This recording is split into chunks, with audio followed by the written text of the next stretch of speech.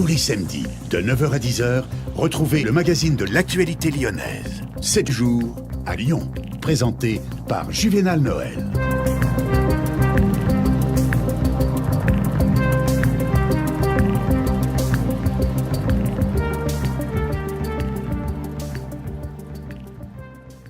Mesdames, Messieurs, bonjour et bienvenue donc à votre magazine qui, ce matin, se penchera sur deux faits d'actualité. On se souvient que dimanche dernier, on a eu dans la ville de Lyon, c'est un panneau publicitaire qui était recouvert. On s'interroge pourquoi avoir des panneaux publicitaires recouverts. Et pour essayer de comprendre donc ce matin, nous sommes avec notre invitée, elle est très studieuse. Bonjour. Bonjour. Comment allez-vous? Très bien, merci. Comment comprendre le fait qu'on se retrouve avec des panneaux publicitaires recouverts dans la ville de Lyon?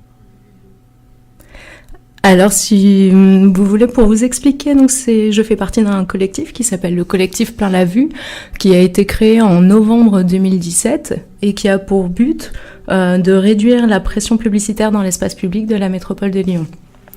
Et donc l'actualité conduit à ce qu'un document soit préparé en ce moment qui s'appelle le règlement local de la publicité intercommunale. Donc c'est un document qui est à l'échelle de la métropole et qui a pour but de régir la place de la publicité dans l'espace public. Avec cette actualité, du coup, nous avons plusieurs actions qui sont des actions de rue ou des actions de plaidoyer. Et dimanche dernier, effectivement, nous étions sur les marchés donc de 5 communes de la métropole de Lyon. Donc à Lyon 4, on était à Dessines-Charpieu, à Villeurbanne, Vénissieux et Bron, pour être donc à la rencontre des citoyens, faire un recouvrement, leur expliquer cette actualité-là et puis les amener aussi à voter pour interpeller leurs élus et afin que ces derniers se positionnent donc contre cette pression publicitaire et notamment parce que le document tel qu'il est en ce moment, il prévoit d'autoriser les écrans numériques qui sont pour l'instant déjà dans les métros, mais là qui seraient présents dans l'espace public. Et donc on leur demandait leur avis sur le sujet, on les amenait à voter et puis on va remettre ces urnes aux élus des communes concernées. Lucie Vachidon, vous êtes l'une des responsables du collectif Plein la Vue. Alors on n'est pas, comme je vous dis, on est une association depuis quelques mois seulement. Après on a un fonctionnement qui est très collectif, donc je fais partie des membres actifs de ce collectif-là, oui. C'est donc avec vous qu'on essaiera de comprendre effectivement quel est le bien fondé, s'il y a un bien fondé dans ce que vous faites, de couvrir des panneaux publicitaires. Également dans ce studio, nous sommes avec une autre dame, deux dames. On n'a pas dit qu'elles sont misogynes, non, ce n'est pas dit, ce n'est même pas pensé. Pas du tout. Également deux dames. Et donc, elle est venue parler de l'European Lab Camp. On sait donc que les élections européennes approchent et que la conception du futur de l'Europe demeure un point d'interrogation dans l'esprit des citoyens européens, dont l'association Artifarti. Et voilà, donc, entend donc apporter des clés pour décrypter ces élections. Elle est avec nous, elle s'appelle Caroline Jambaud. Bonjour Caroline. Bonjour. Comment allez-vous? Très bien. C'est vrai qu'on parle de l'élection européenne, mais une chose qui est certaine, c'est que beaucoup de citoyens encore aujourd'hui, si on leur demande effectivement à quoi s'attendre d'un député européen, quelle est la mission d'un député européen, c'est pas sûr qu'ils comprennent réellement ce que c'est. Avec vous, apparemment, il est possible de comprendre toutes ces choses-là. On va essayer d'apporter quelques éclairages. C'est vrai que l'Europe peine à intéresser un peu les gens. Nous, on s'adresse beaucoup à la jeunesse parce qu'Artifarti organise un festival qui s'appelle Nuit Sonore, un festival de musique électro. Dans le même temps, on ouvre un espace de débat sur l'Europe et on a envie de parler de l'Europe sensible, incarnée, vivante, l'Europe des clubbings, l'Europe de la culture, l'Europe des labels. Donc on parle de cette Europe plutôt que de l'Europe technocratique, mais aussi d'enjeux de citoyenneté parce qu'il faut quand même s'y intéresser si on veut pas se retrouver gouverné par des gens qui nous emmènent là où on ne veut pas aller. Donc comme notre forum démarre 3 jours après les élections européennes, on l'appelle le jour d'après. Est-ce que ce sera une sorte d'Armageddon européen ? On verra, mais on a surtout envie d'apporter des éléments de compréhension, d'analyse du scrutin et puis bien sûr d'essayer de se réarmer pour l'avenir et se projeter vers la suite en essayant de faire preuve d'imagination. Donc c'est pour ça qu'on parlera beaucoup de fiction, beaucoup d'activisme, de nouveaux activismes, d'engagement. Bien, ces informations et bien d'autres dont vous seront développées dans ce magazine. Pour préparer cette émission, on a à nos côtés donc la jeune Marion Desprinces qui est journaliste stagiaire qui nous vient de l'EFAP, qui sera avec nous jusqu'à la mi-juin prochain, qui a abondamment collaboré dans la préparation de ce magazine. Amis auditeurs, pour vous dire merci de votre fidélité, nous allons proposer cette brève ponctuation musicale. 7 jours à Lyon. Votre rendez-vous d'actualité proposé par Radio Pluriel.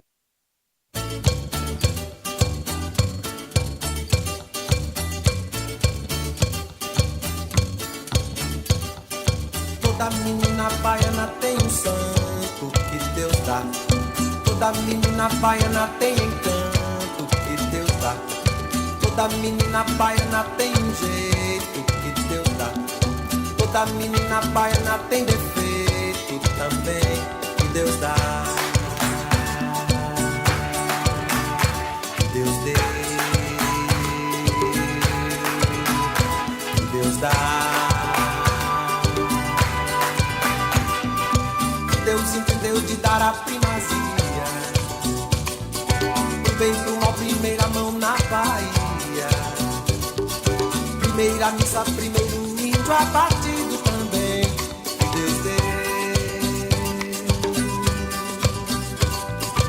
Deus entendeu de dar toda a magia. Do bem pro mal, primeiro chão na Bahia. Primeiro carnaval, primeiro pelourinho. Deus deu.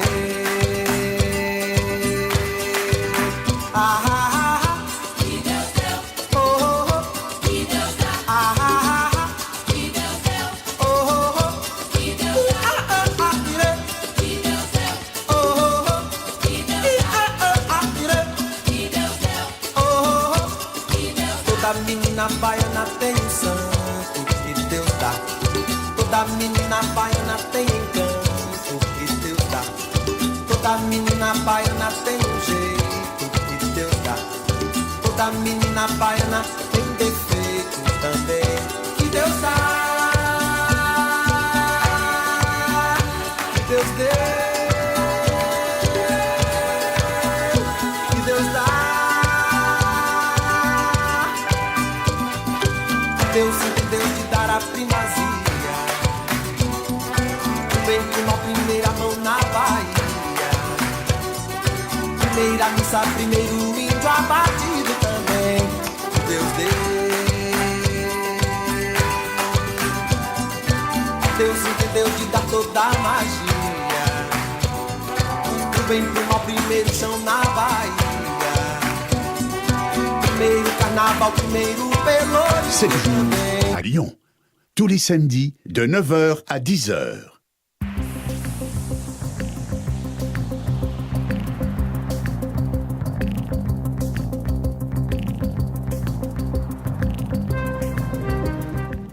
Mesdames, Messieurs, bonjour, nous sommes ensemble pour une cinquantaine de minutes donc sur l'actualité lyonnaise dans la capitale des Gaules. Donc, ce matin, pour nous accompagner, Anne-Caroline Jambaud, qui nous vient donc de la structure qu'on appelle, je vais me référer donc sur les notes de notre jeune stagiaire qui s'appelle Marion Desprinces, Arti Farti, directrice donc du pôle ID, à qui je vais poser cette petite colle.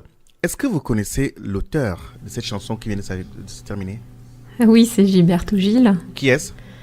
C'est un musicien célèbre au Brésil et surtout qui a été ministre de la Culture de 2002 à 2008 de Lula. Lula, le président du Parti des Travailleurs. Donc c'est une personnalité extrêmement engagée, socialement, politiquement, musicalement. Bien. Donc, c'est avec Anne-Caroline Jambaud et Lucie Vacher. Une fois de plus, bonjour Lucie Vacher. Bonjour. Donc, nous allons parcourir tout au long de cette émission. Avant de vous retrouver, on va prendre une petite brève et on vous retrouve dans quelques instants.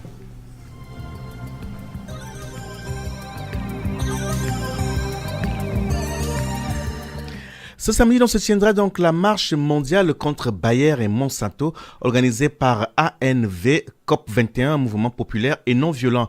Cette manifestation donc théâtralisée et festive commencera donc à l'Alternatibar dans le premier arrondissement. Rappelons donc non aux pesticides, un non aux pesticides. Nous voulons des coquelicots, des abeilles, des enfants avec les bras. clame donc le mouvement.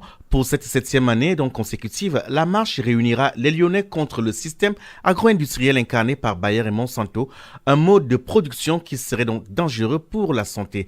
Avec les agriculteurs premières victimes de ce système mortifère, les citoyens sont évidemment touchés par les conséquences sanitaires de la dispersion incontrôlée des milliers de molécules de synthèse dans l'environnement. Fin de citation.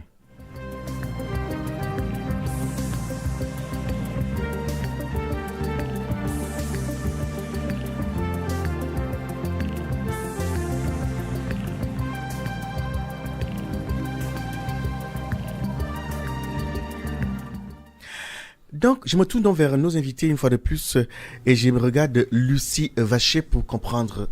On trouve à Lyon des panneaux publicitaires recouverts. Comment est née cette idée ?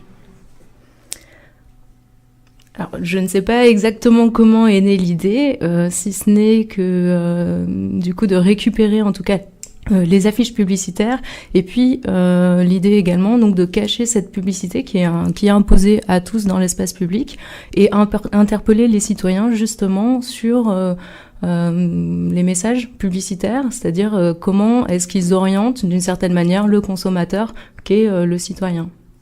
Parce qu'on aimerait comprendre du jour au lendemain un groupe de personnes, un collectif comme vous êtes aujourd'hui, qui s'engage à couvrir une publicité. On imagine qu'en couvrant la pub, ceux qui ont payé, on imagine qu'ils payent cher, qu'ils payent cher pour s'attaquer à vous. Vous n'avez pas eu peur d'avoir des représailles ? Non, pas du tout, non. Sachant que j'ai oublié de mentionner tout à l'heure, mais l'action qui a eu par exemple lieu dimanche dernier était réalisée justement avec ANV COP21 que vous avez parlé dans la brève et avec RAP Lyon qui est résistance à l'agression publicitaire.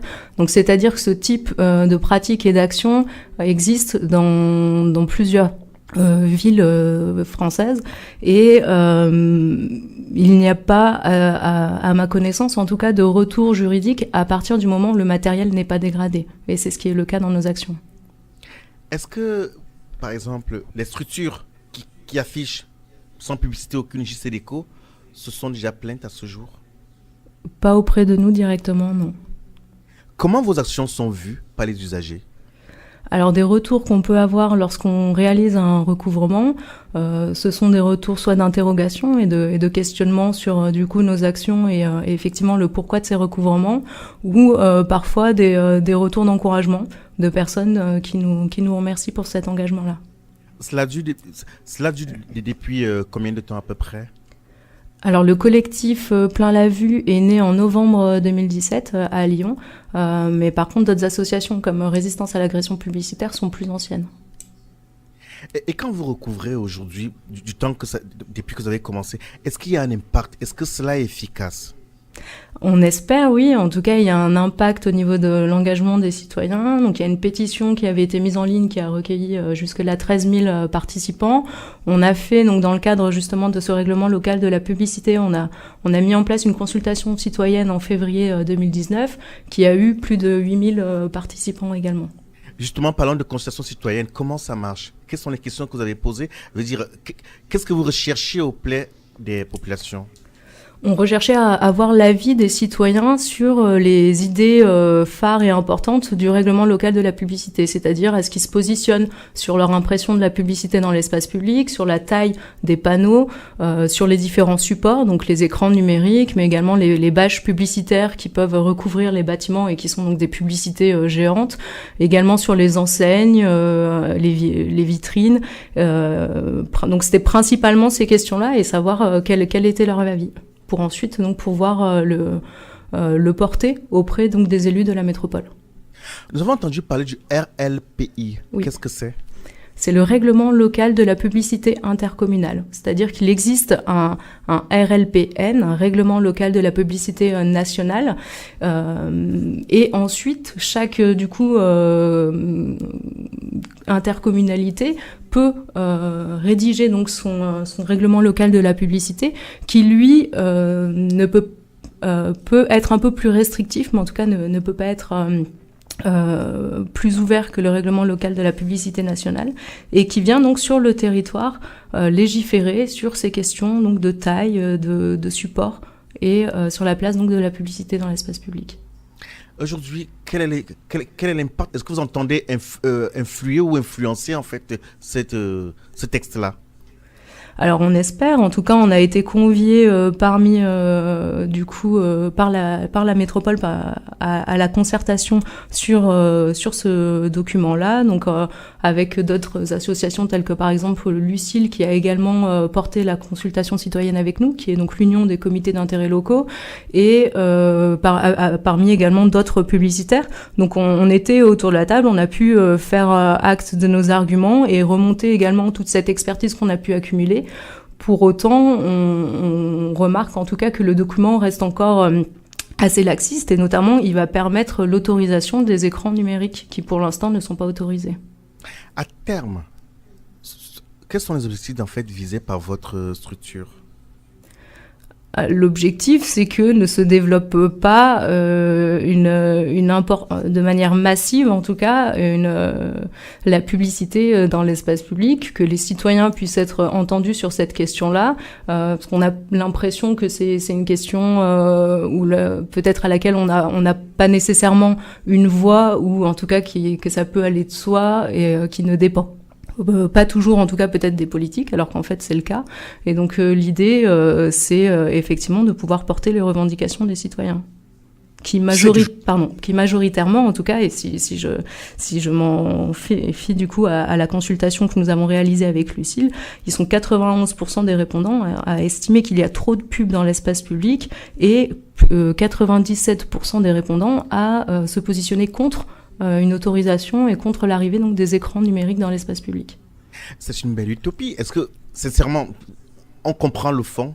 Est-ce que vous pensez en avoir les moyens? Est-ce que vous pensez que votre mouvement peut changer? Parce que là, ce que vous dites, on a l'impression qu'on y est à fond aujourd'hui et que les entreprises qui bénéficient des retombées de ces publicités-là ne sont peut-être pas prêtes forcément à faire marche arrière.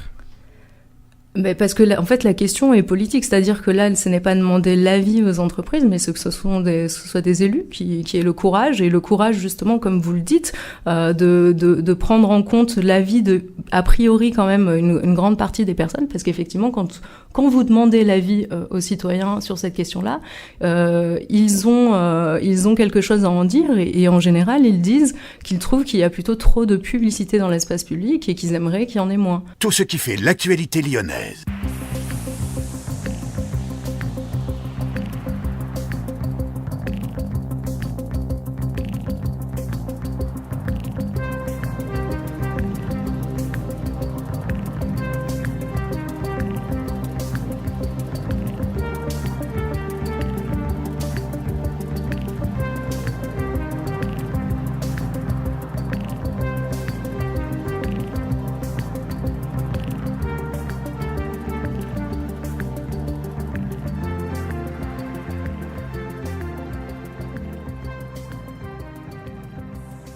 Bien, c'était donc Lucie Vacher qui est donc membre du collectif Plein la Vue.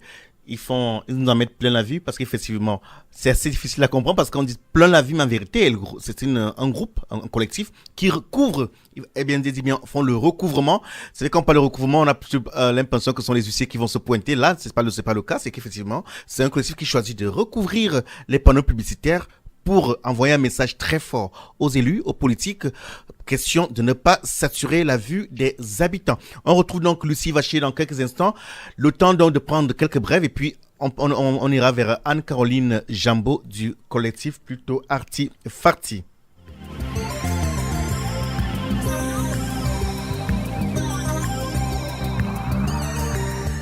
Cette brève donc qu'on va vous donner, c'est Michel Faou, adjoint à la ville de Lyon et vice-président donc de la métropole en charge de l'urbanisme, qui était l'invité de nos confrères dans Gérard Angèle dans les coulisses du Grand Lyon. Donc il a été adopté le nouveau plan local d'urbanisme et de l'habitat, en abrégé PLUH, après presque 7 ans de travail. Le dossier était donc défendu par M. Faou. Donc, il nous a fallu, je cite, un petit plus de temps que ce que nous avions envisagé, a-t-il confié. Ce retard a été causé par une partie des élections municipales de 2014. Nous avions souhaité faire une pause de quasiment une année afin que les nouvelles équipes municipales puissent prendre connaissance de ce nouveau document. Fin de citation. L'une des tâches pour Michel Faou était donc de concilier les besoins de nouveaux logements et la préservation,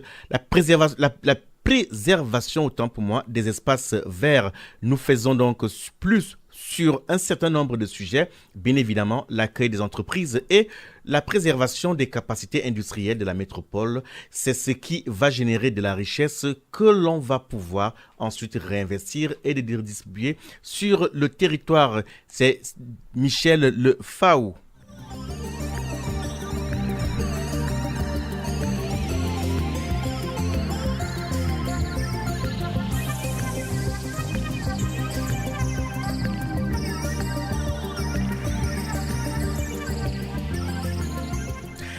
Nous revenons dans ce studio, on retrouvait donc Anne-Caroline Jambeau, qui est donc la directrice du pôle idée de l'association. C'est une association, je suppose. C'est l'association Arti-Farti. Arti-Farti. Qu'est-ce que c'est Arti-Farti ? C'est une association culturelle qui, d'intérêt général, qui s'est créée, qui existe depuis 20 ans déjà, et qui organise depuis 17 ans le festival de musique électronique Nuit Sonore, qui prend vraiment la ville pour terrain de jeu. C'est vraiment une des caractéristiques du festival, qui investit des friches industrielles, des espaces publics. Et depuis 10 ans, nous organisons aussi des forums européens, European Lab, à Lyon, à Paris, à Bruxelles, partout, dans d'autres villes en Europe, à Madrid en octobre prochain, en Grèce l'année dernière, précédemment en Allemagne, pour réunir la jeunesse sur des enjeux de citoyenneté en Europe et d'avenir de la culture. Parlant donc du European Lab Camp, pour comprendre concrètement qu'est-ce que c'est. Et c'est une manifestation qui a lieu pendant 3 jours et qui propose différents formats de débats, parce que comme effectivement ça se passe pendant Nuit Sonore, que les gens sont très tentés d'aller danser et se défouler. Si on veut les attirer sur des moments de débat, il faut qu'on soit un peu... qu'on propose des formats un peu rythmés, interactifs, originaux, qui mêlent aussi musique, théâtre, discussion. Donc on propose des débats, des conférences, autour notamment d'un radiolab, qui est une façon de, comme ici, comme un plateau radio. C'est plus sympa, les gens sont plus spontanés, il y a plus d'interactivité. Et aussi des ateliers qui permettent aussi aux gens qui permettent d'expérimenter aussi et de fabriquer, de faire ensemble ce qu'on a pu évoquer en plénière. Justement, ce qui nous intéresse le plus ce matin, c'est de comprendre donc quelles clés de lecture, quelles grilles de lecture vous allez proposer à ceux qui n'auront pas compris en fait l'élection européenne. Comment cela va se passer cette année ? On va commencer dès le premier jour, en fait, par un grand décryptage des élections européennes. C'est ça, le 30 juin, c'est ça ? Le 30 mai. Le 30 mai, autant pour moi. Oui, pardon. Le 30 mai. Les élections européennes ont lieu en Europe entre le 23 et le 26 mai. En France, on votera le 26 mai.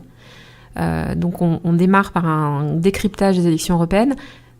Il se peut qu'on soit encore dans le flou, puisque les élections se jouent aussi beaucoup après dans la constitution des groupes au Parlement européen.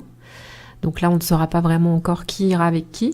Surtout que je vous rappelle qu'en France, par exemple, on a 34 listes.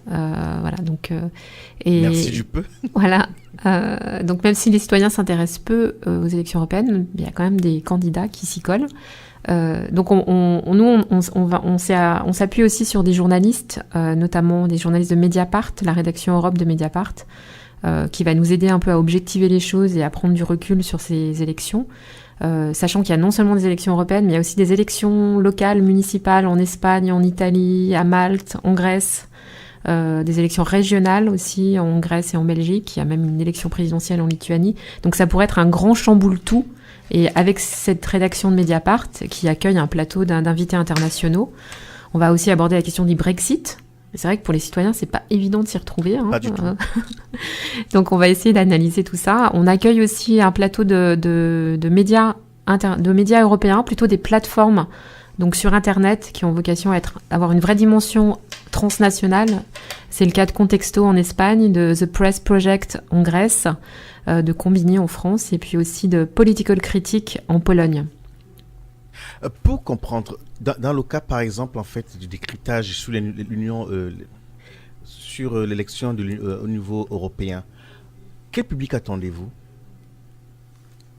Quel est le public que vous attendez ce jour-là? Est-ce que vous attendez des étudiants, vous attendez des politiques? Qu'attendez-vous pour décrypter, pour éclairer les uns les autres sur les enjeux du niveau de l'Union européenne? Nous, notre forum, il est gratuit, donc il est vraiment accessible à tout le monde. Comme je vous le disais, on propose des formats en plus plutôt sympas et voilà. Donc on vise un assez large public. La difficulté souvent fin mai, c'est que les étudiants sont en stage, ont fini les cours, donc sont un peu égayés dans la nature. L'année dernière, notre forum avait lieu à l'université Lyon 3, donc on a eu beaucoup d'étudiants quand même. Donc on communique pas mal auprès des étudiants. Moi, je suis intervenue dans beaucoup de classes aussi pour annoncer et puis discuter avec eux des enjeux de ces élections. Après, il y a plein de citoyens en fait qui s'intéressent quand même, qui ont envie de comprendre.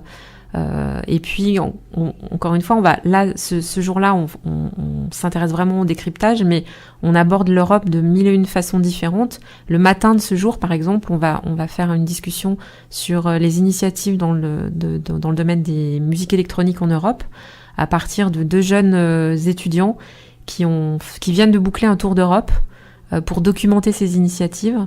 Nous, on les a accompagnés, on a ouvert nos carnets d'adresses, on les a mis en contact avec des gens qu'on connaissait dans différents pays. Et ils vont revenir pour témoigner de tout ça. Et ça va être un moment assez chouette où ils vont parler de plein de projets, de gens, de façon assez sensible et pour le coup très incarnée, quoi. 7 jours à Lyon. Tous les samedis de 9h à 10h. Anne-Caroline Jambeau, qui est donc la directrice du pôle ID, l'association Arti-Farti. J'ai peur d'écorcher en fait. Arti-Farti. Cette structure donc qui se donne pour ambition de décrypter le vote au lendemain donc, de l'élection donc des députés européens. Alors pas seulement. Pas seulement. Et donc vous attendez donc un public assez large. Ce qui sous-entend que ma jeune consoeur en formation qui est ici est également invitée à cette rencontre-là. Bien sûr. Étudiante en journalisme. Eh ben parfait. Pour comprendre aujourd'hui, déjà, ce sera où concrètement? Alors oui, c'est intéressant parce que ça se passera dans 2 nouveaux lieux qui viennent d'ouvrir. H7, c'est dans le quartier de la Confluence, donc à Lyon. H7, c'est le nouveau lieu totem de Lyon French Tech. Donc c'est un lieu qui est dédié aux startups dans le domaine de l'innovation numérique. Dans les anciennes usines Girard, qui était une chaudronnerie. C'est un lieu magnifique qui a été entièrement restauré et magnifiquement restauré par Vurpa Architecte. 4000 m², dont 2000 m² de tertiaire, donc à terme 400 postes de travail, et une belle halle événementielle qui d'ailleurs a servi de terrain de jeu à Arti-Farti parce que ça a été un de nos sites de nuit pendant 5 ans, à l'époque où c'était vraiment dans son jus, quoi, l'usine encore pas réhabilitée. Et donc c'est dans cet espace qu'on va monter une scène de concert, une scène de débat, et on va profiter de différents espaces. Le food court, c'est un lieu aussi de convivialité, au cœur duquel on va installer notre radiolab, des espaces de débat, et puis un espace qu'on va dédier aussi au networking pour justement associer les startups et les porteurs de projets qui sont sur place, et aussi dans Hôtel 71, qui est l'ancienne maison patronale de l'usine, qui est juste à côté, donc c'est l'hôtel particulier des patrons en fait, qui a été aussi entièrement rénové et dans lequel Arti-Farti vient d'installer ses équipes et d'ouvrir aussi un incubateur pour projets culturels. Donc on va accueillir à terme une 30aine de porteurs de projets culturels et s'efforcer de les accompagner par une offre de formation, par des mises en contact. Donc ils disposent de postes de travail, d'espaces d'échange, de formation, voilà. Comment on fait pour y accéder, enfin pour y participer? On s'amène le jour J ou alors est-ce qu'il faut absolument être inscrit? On peut s'inscrire au préalable, parce que ça peut garantir l'accès aux espaces, mais il n'y a aucune obligation. Encore une fois, c'est entièrement gratuit, donc on n'a pas de ticket ou de ticketing à produire. Donc, on peut vraiment s'y présenter le jour même sans aucune difficulté. Donc, on aura compris qu'en fait, l'accès est gratuit. Et maintenant, en termes de capacité d'accueil, combien de personnes pouvez-vous accueillir? En fait, nous, on aime bien faire plein de choses en même temps.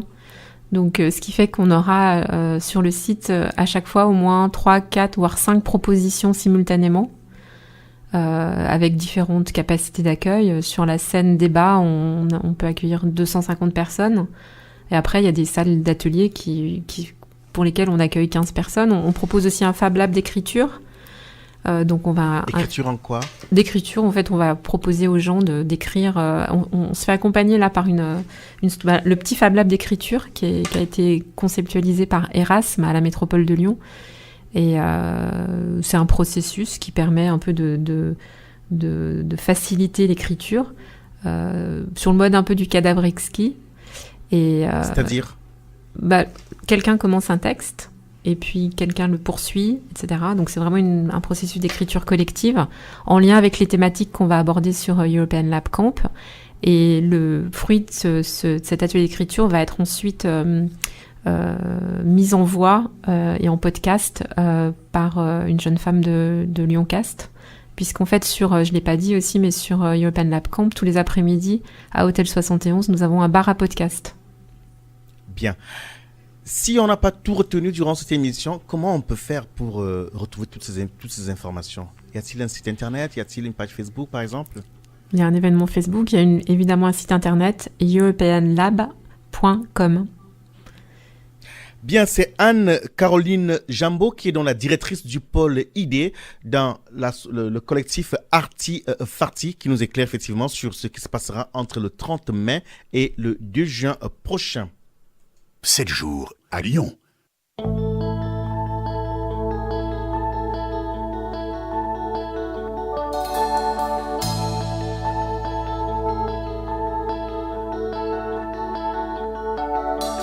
Cendrillon, pour ses 20 ans, est la plus jolie des enfants.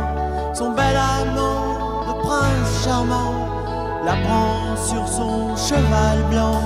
Elle oublie le temps dans ce palais d'argent. Pour ne pas voir qu'un nouveau jour se lève, elle ferme les yeux et dans ses rêves, elle part. Jolie petite histoire.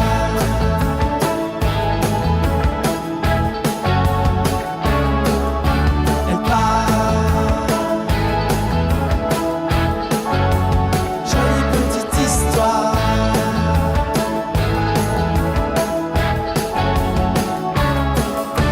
Cendrillon, pour ses 30 ans, est la plus triste des mamans.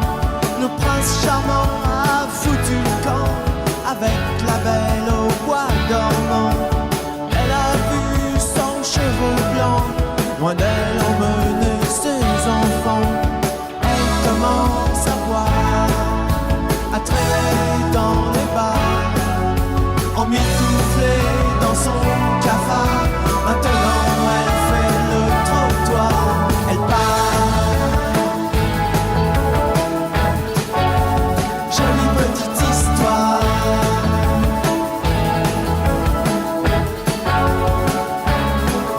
Elle part. Jolie petite histoire.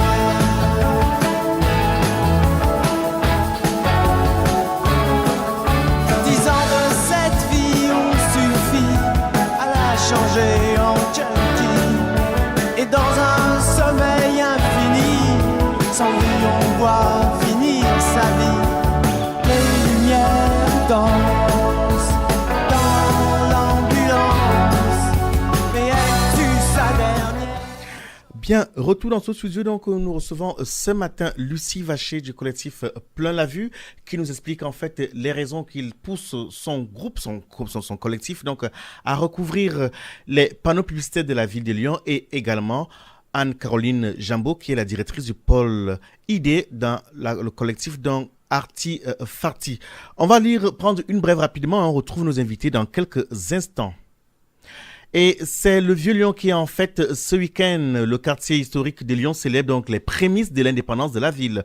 Durant 2 jours, donc, les rues pavées du 5e arrondissement voyageront donc dans le temps de l'époque médiévale pour fêter, je cite, la renaissance des penons de Lyon qui marquait donc le début de la liberté communale lyonnaise en 1320. Au programme donc une impression dans les arts, métier donc et pratique d'une époque charnière dans l'histoire de la France.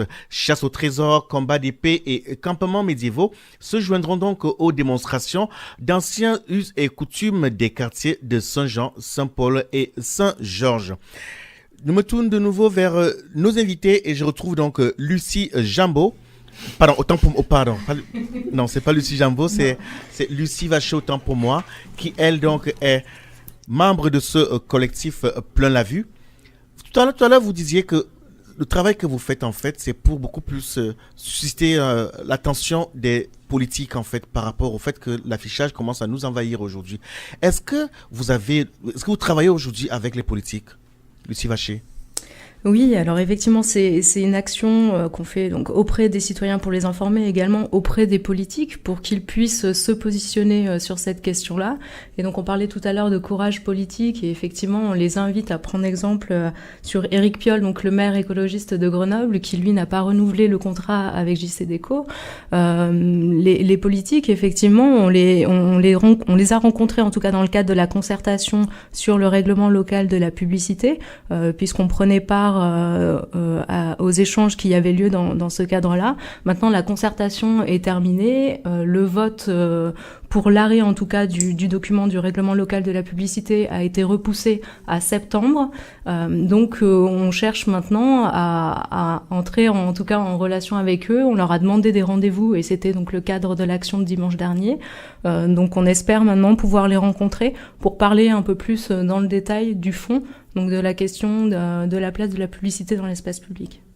Depuis ma abord aujourd'hui, est-ce que quand vous êtes à l'observation, est-ce que ce que vous faites leur parle? Je ne sais pas exactement si ça leur parle. En tout cas, si ça ne leur parle pas, c'est le but de nos actions. En tout cas, ils sont plutôt réceptifs en général lorsque les citoyens se positionnent aussi. Et donc, c'est le cadre de nos actions parallèlement. Aucune idée. De toutes les façons, ce que vous faites est intéressant en ce sens qu'effectivement, la crainte elle est là, elle est présente. C'est que demain, nous soyons envahis de partout par cette publicité qui n'arrête plus. Allez-y, Lucie Vacher. Alors, l'idée, c'est effectivement peut-être, vous dites, le fait qu'il y ait un envahissement ou en tout cas une augmentation de la place de la pub dans l'espace public. Et après, c'est aussi se poser la question des supports. Pour les écrans vidéo numériques, en tout cas, il paraît clair qu'ils ne sont pas nécessairement économiques, qui poussent à la surconsommation, qui ne sont pas non plus vraiment écologiques parce qu'ils consomment autant qu'un foyer, donc d'un couple avec un enfant, c'est-à-dire 7000 kWh par an.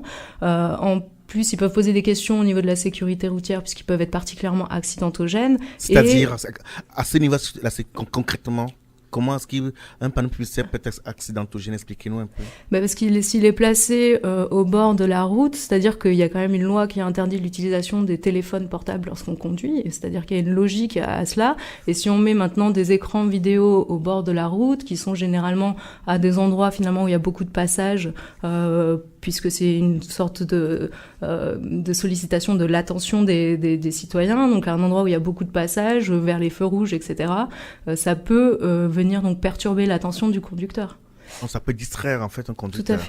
Tout à fait. Et puis après, il y a aussi la question de la santé publique, où les écrans, en tout cas, il y a plusieurs études qui sont en cours sur l'effet des écrans sur le développement cognitif pour les enfants, notamment de moins de 3 ans. Vous avez une mention qui a été rajoutée sur le carnet de santé pour éviter d'exposer les enfants devant les écrans. Et donc le fait qu'ils arrivent derrière dans l'espace public, à l'encontre finalement de décisions et de positionnement éducatif des parents, peut poser question.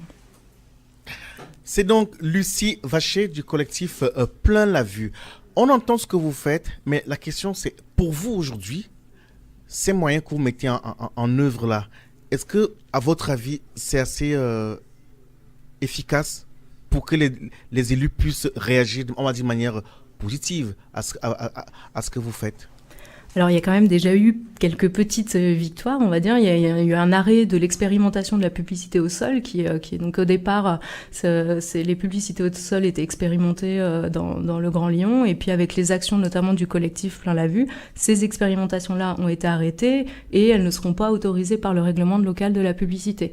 Ensuite, c'est des négociations permanentes. Pour l'instant, par exemple, si on parle des enseignes, elles doivent être éteintes entre entre 1h et 6h du matin. Le prochain règlement local de la publicité va être un tout petit peu plus, va étendre un tout petit peu plus cette plage horaire, puisque ce sera de minuit à 7h du matin.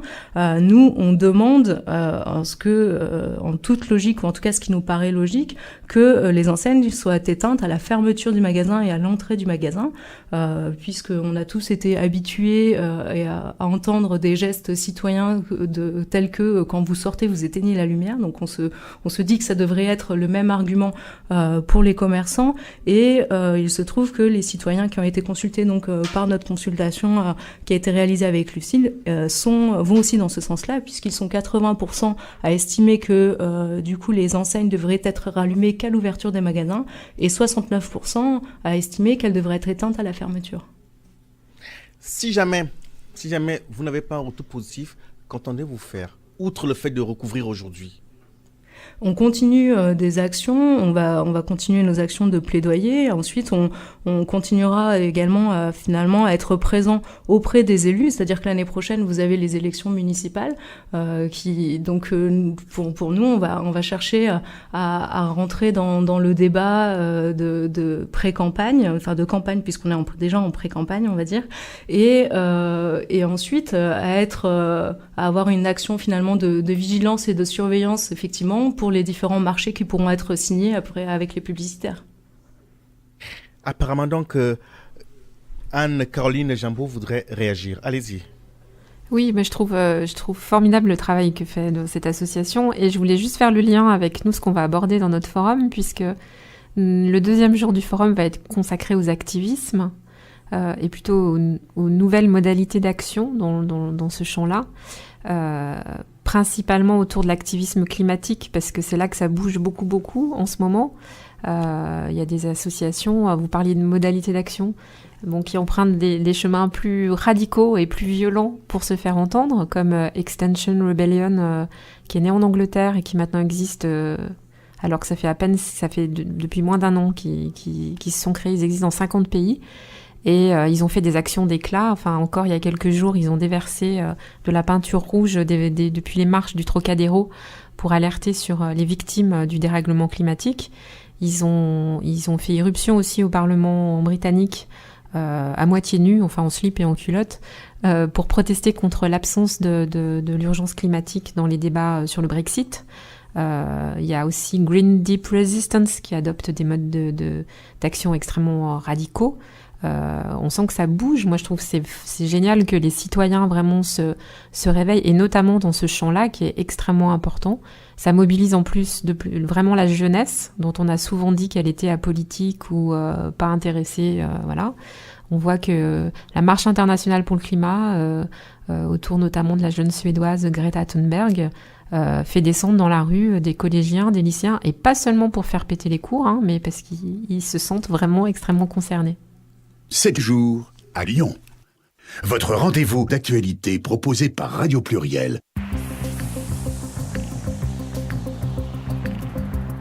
Nous sommes rentrés dans le dernier cadre de notre magazine, et ce matin, pour ceux et celles qui se joignent à nous, qu'à ce moment, nous recevons Anne-Caroline Jambaud, qui est donc la directrice du pôle ID chez Arti Farti, et également Lucie Vacher, qui nous vient du collectif Plein la Vue.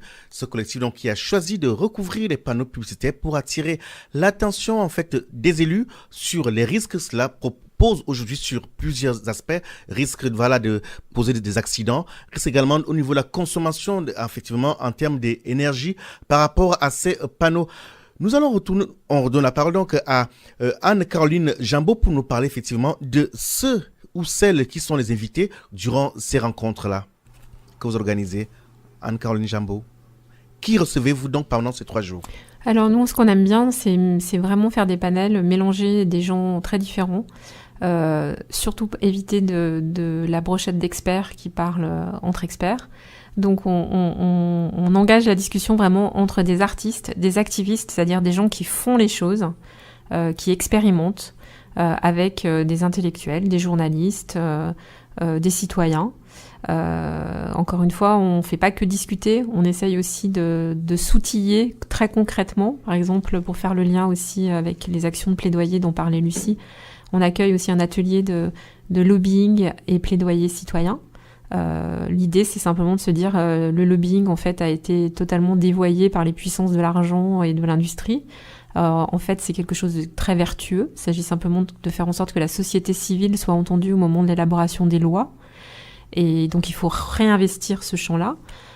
Donc, il faut disposer des outils et des méthodes pour le faire. Et il y a des associations, en fait, qui nous accompagnent, qui accompagnent les citoyens dans cet outillage et cette capacitation. On parle du fait qu'on progressivement on arrive à reprendre le pouvoir sur notre destin et être en capacité d'agir sur notre avenir. Et pour avoir un ordre d'idée en fait des structures et de ceux que vous recevez, qui sont-ils?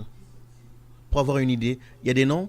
Oui, je peux vous citer par exemple, comme notre dernier jour est dédié à la fiction, on accueille des auteurs, notamment Camille de Toledo, qui est un auteur qui est né à Lyon, mais qui vit à Berlin, qui est vraiment, de mon point de vue, le plus européen de nos auteurs contemporains. Et il nous propose une fable futuriste. Il nous entraîne dans l'Europe en 2050. Il imagine qu'à ce moment-là, ça fera 20 ans qu'on aura voté une loi d'autonomisation de la nature, c'est-à-dire que les lacs, les forêts, les rivières auront accédé à un statut juridique qui leur permettra de se protéger. On peut imaginer que la lagune de Venise porte plainte contre le syndicat du tourisme italien, par exemple. Et il nous entraîne dans ce monde à travers différents jeunes qui sont dans des espèces de ZAD, on ne sait pas trop, mais qui témoignent de différentes façons d'habiter le monde, dans un monde où les sujets humains et non humains, progressivement, arrivent un peu à l'égalité. En préparant cette émission, vous nous parlez de Manuela Dávila, qui vient du Brésil. Oui, on est un forum qui a l'Europe pour horizon, mais on aborde plein d'autres... Enfin, l'Europe est loin de s'arrêter aux frontières. On a l'habitude, l'année dernière, on avait accueilli un panel sur les utopies africaines. On parle aussi beaucoup du Maghreb. On est très tourné vers la Méditerranée. Et là, il nous paraissait extrêmement intéressant, important, d'être à l'écoute de ce qui se passe au Brésil, puisque l'année dernière... Pourquoi le Brésil ? Parce que un certain Jair Bolsonaro a été élu il y a un an. C'est quelqu'un qui est effectivement dans la veine d'un Trump, qui allie, mais en pire, je pense, qui allie autoritarisme, néolibéralisme, qui a pris des mesures et même des mesures extrêmement dangereuses, même pour l'environnement. Que vous trouvez liberticide. Voilà, non, mais sur la question de l'environnement, le Brésil accueille quand même l'Amazonie, qui est l'un des poumons du monde. Et là, effectivement, nommé au ministère de l'Environnement un ministre qui est en collusion totale avec l'industrie agroalimentaire, c'est extrêmement problématique. Donc là, on avait envie d'être à l'écoute aussi des forces de résistance qui se développent au Brésil. Et donc c'est pour ça qu'on accueille Manuela Dávila, qui en fait avait été désignée tête de liste communiste aux dernières élections, et qui, au moment où Lula a été emprisonné, s'est retirée et a fait un ticket avec Fernando Haddad du Parti des Travailleurs. Ils se sont battus de façon héroïque. Malheureusement, ils ont perdu. L'écart n'a pas été énorme, puisqu'ils ont perdu c'était de l'ordre de 55% à 45%. Et depuis, Manuela Dávila a monté une association pour alerter notamment sur les fake news dont elle a été victime pendant la campagne de façon extrêmement violente. Et on accueille également une jeune philosophe qui s'appelle Marcia Tibori, qui est une jeune femme très courageuse, qui a pris des risques dans sa vie, dans ses écrits, au point d'être obligée de quitter le Brésil, puisqu'elle était menacée de mort. Et elle nous a récemment alerté dans une tribune dans Libération sur le danger, en fait, de la division des forces progressistes face précisément à des forces comme celles qu'incarne Bolsonaro, qui allie autoritarisme et néolibéralisme.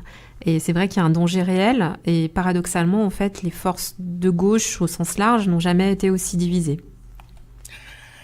Eh bien, c'est Anne-Caroline Jambaud, qui est donc la directrice du pôle ID chez Arti Farti, qui nous présente en fait dans les grandes lignes de quoi sera composé donc en fait le panel d'invités qui sera reçu entre le 30 mai prochain et le 2 juin, durant 3 jours effectivement.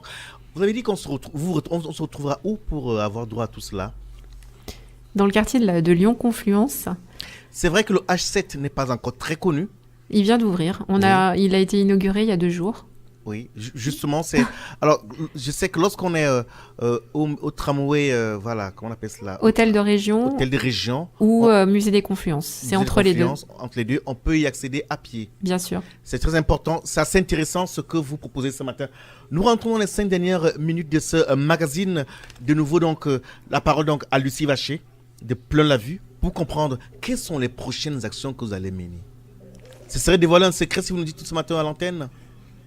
Est-ce que vous allez démonter les panneaux, par exemple? Est-ce que vous allez passer un cran dessus? Alors, non plus les cacher, mais les démonter. Ça existe déjà, en fait. Donc, nous, on a un collectif non violent et on ne fait, du coup, pour l'instant, que des actions, en tout cas, qui sont autorisées ou au maximum tolérées. Mais il existe un collectif qui s'appelle les Déboulonneurs qui, eux, effectivement, ont pour action de venir... détruire d'une certaine manière ou en tout cas impacter ces supports-là pour du coup passer un cran au-dessus, en tout cas dans la mobilisation. Est-ce que c'est en vue chez vous? Pour l'instant, non, puisque en fait, on pense que déjà du fait que ça existe déjà, donc par ce type d'association, il n'est peut-être pas nécessaire qu'on s'y mette aussi, et puis parce que peut-être que derrière, ça viendrait altérer nos actions de plaidoyer, c'est-à-dire est-ce qu'on serait vraiment reçu et entendu par des élus si on passait à ce mode d'action, ce qui fait qu'on développe vraiment, nous, de l'information et une expertise, donc de l'information auprès des citoyens et derrière auprès des politiques. Mais par exemple, là, très concrètement, si on parle de l'agenda, vous pouvez nous retrouver cet après-midi au festival Zéro Déchet, qui se passe donc à la Maison de l'Environnement de la Métropole de Lyon, et on sera bien sûr présent à la prochaine marche pour le climat, qui sera donc le 26 mai, où effectivement, jusque-là, on a fait les actions de recouvrement lors des marches pour le climat. Ce que je trouve intéressant dans ce que dit Lucie, c'est que dans le champ des activismes, c'est une vraie question. Et moi, ce que j'observe, c'est que de plus en plus, en fait, des mouvements sont du côté presque de la sécession, de la rupture démocratique. Pour l'instant, c'est pas le cas de Plein la Vue. Nous, on a fait un forum en Grèce l'année dernière. On a été extrêmement frappés par la radicalité des activistes en Grèce. Il faut dire qu'ils ont été durement éprouvés aussi par 10 ans de politique d'austérité, de casse des services publics, etc. Donc, ils ne croient plus en la délibération.